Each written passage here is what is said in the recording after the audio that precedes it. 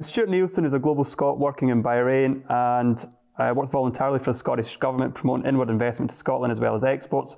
Got a couple of questions. What factors do you take into account when you were developing your international strategy? You've kind of touched on that. And what worked and what, I'm more interested, what didn't work? Well, again, we in terms of our international strategy, it was picking fights that we could win. Yeah. Right, so without getting into all the previous, you know, looking at various markets, looking at the quality of the competitors, looking at the quality of the commercials, and just doing 2 or 3 because that's all we had the bandwidth to do, right? You don't like fair fights? Well, you know, but no, I don't. I suppose, but you know, there's a big wide world out there, and you know, you could all dine out and all. We took on, and interestingly, last year we won a huge deal in Germany for the city of Berlin. Right, so ultimately, even that fight makes sense, but it didn't make sense 10 years ago. Yeah. And what you know, sometimes recognize, you know, where did we get things wrong? We've always been driven, and that whole sort of under promise, over deliver. Sometimes you under promise and under deliver. So I think you need to sort of reflect on yourselves and make sure that you don't take on too much. In some markets and some products that we got into, we should have avoided. We said yes too easily. That would probably be the biggest pitfall.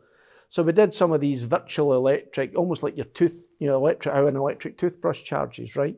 So we developed buses like that, right? Cost us a couple of £1 million. We sold 5 of them. Stupidity, right? We developed a product with Mercedes, small coach, small volume, didn't do our market research properly. Stupidity. So, you know, we've had 2 or 3 brilliant breakthroughs, but with 2 or 3 real howlers as well.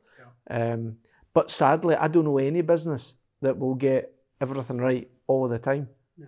So, you know, pick yourself up, dust yourself down, get on with it. Fantastic.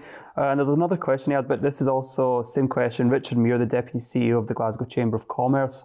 What advice would you give Scottish manufacturers looking to expand overseas today? Today, in COVID world, I would say, you know, first and foremost, don't bet the farm. Take a half step back and make sure right now that the core engine is firing on, you know, 4 or 5 or 6 of 6 cylinders, and pick your battles very, very wisely. I believe, you know, you're going into new international markets, particularly those that require a significant amount of investment, then, you know, you need to be confident you're going to be successful and you do more good than harm. And right now, you know, in the coming 3, 6, 9, 12 months, you know, we're going from annual budgets and aspirations to, I believe, you know, a shorter term horizon, maybe looking at the next 3, 6 months on a rolling horizon, and just know, know when to take that bet or whatever. I think, you know, things are going to be a little bit tougher for a little bit longer, and I've seen too many folks go and try and do wonderful things from an export standpoint. The core business has gone spectacularly upside down, and then you end up with a real mess on your hands. So every business is unique. I guess the other thing I would say is, don't be alone.